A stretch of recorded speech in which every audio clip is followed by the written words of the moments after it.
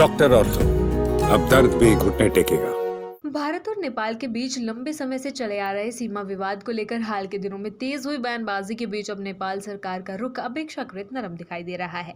नेपाल के विदेश मंत्री शिशिर खनाल ने भारत के साथ संबंधों को सर्वोच्च प्राथमिकता देने की बात कही है और सीमा विवाद के समाधान के लिए सौहार्दपूर्ण तथा द्विपक्षीय वार्ता पर जोर दिया है।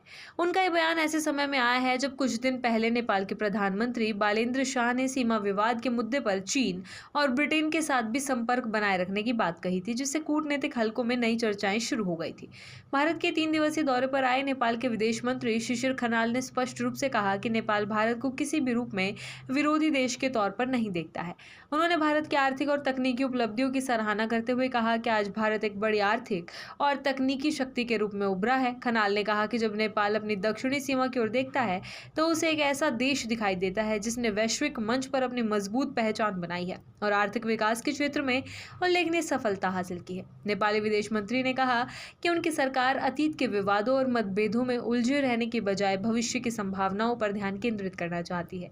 उन्होंने कहा कि नेपाल और भारत के बीच संबंध केवल पड़ोसी देशों के नहीं है, बल्कि दोनों देशों को साझा इतिहास, संस्कृति, परंपरा और जनसंपर्क की मजबूत कड़ियां जोड़ती हैं। ऐसे में किसी भी मुद्दे का समाधान बातचीत और आपसी विश्वास के माध्यम से ही संभव है। शिशिर खनाल ने सीमा विवाद के मुद्दे पर कहा कि नेपाल भारत के साथ खुले मन से बातचीत करना चाहता है। उन्होंने कहा कि दोनों देशों के बीच स्थापित द्विपक्षीय तंत्र के जरिए सीमा से जुड़े सभी मुद्दों पर चर्चा की जा सकती है। उनका कहना था, जब दोनों पक्ष तथ्यों, दस्तावेजों और ऐतिहासिक आधारों पर बातचीत करेंगे तो समाधान का रास्ता निकलना कठिन नहीं होगा।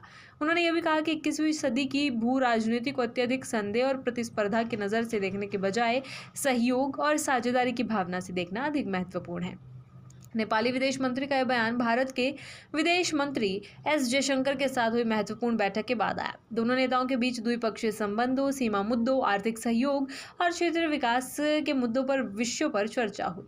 बैठक के दौरान खनाल ने कहा कि नेपाल भारत के साथ अपने संबंधों की सर्वोच्च प्राथमिकता देता है और प्रधानमंत्री बालेन्द्र शाह के नेतृत्व वाली सरकार नई दिल्ली के साथ ठोस और सार्थक संवाद को आगे बढ़ाने के लिए प्रतिबद्ध है।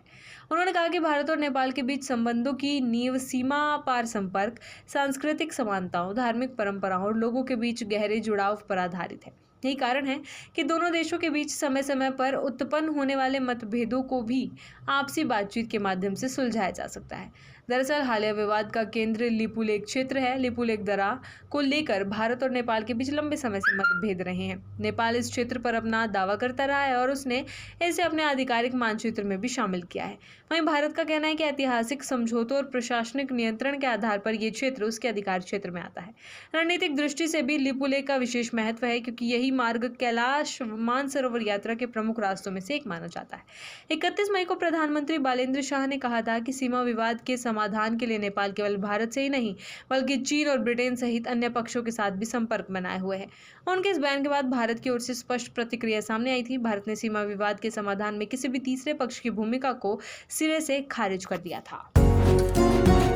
डॉक्टर ऑर्थो, अब दर्द भी घुटने टेकेगा।